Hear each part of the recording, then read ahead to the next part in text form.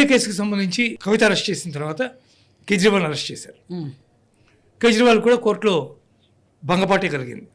Still he is continuing in the judicial custody. ఆయనకి bail వచ్చే అవకాశం ఉంది. ఇక్కడ ప్రాబ్లం ఏంటంటే వీళ్ళందరికీ బెయిల్ ఎందుకు రాదు ఈ ఇన్వెస్టిగేషన్ అంటిల్ అన్లెస్ ఈడీ ఒప్పుకుంటే తప్ప. They have ample of evidences అని. మనీష్ సిసోడియా కానీ, అరవింద్ కేజ్రీవాల్ కానీ, కవిత కానీ, these people are highly influential. If they come out they can influence thing.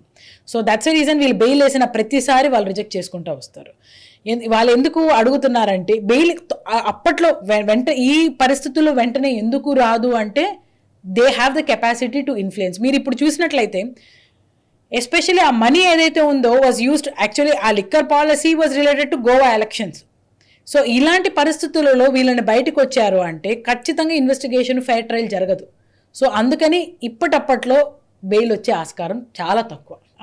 Until unless ED is not able to prove, లేకపోతే వీళ్ళు బయటకు వచ్చి మేము ఏమి ట్యాంపర్ చేయమో, లేకపోతే సెక్యూరిటీలన్నీ ఇస్తామంటారు, కానీ అక్కడ అపోజ్ చేసేది ఎవరు? ED. They have good amount of papers or good amount of evidence to show that these people can tamper and అందుకని వాళ్ళకి బెయిల్ ఇవ్వడం లేదు. ఈ వీడియో మీకు నచ్చినట్టయితే లైక్ చేయండి, 10 మందికి షేర్ చేయండి. అలాగే కామెంట్ల రూపంలో మీ అభిప్రాయాలను మాతో పంచుకోండి. Nationalist hub group of channels ను సబ్స్క్రైబ్ చేసుకుని తెలుగునాట జాతీయవాద జర్నలిజాన్ని ప్రోత్సహించండి. ఈ వీడియో కింద ఉన్న బెల్ ఐకాన్ పై క్లిక్ చేయడం మర్చిపోవద్దు.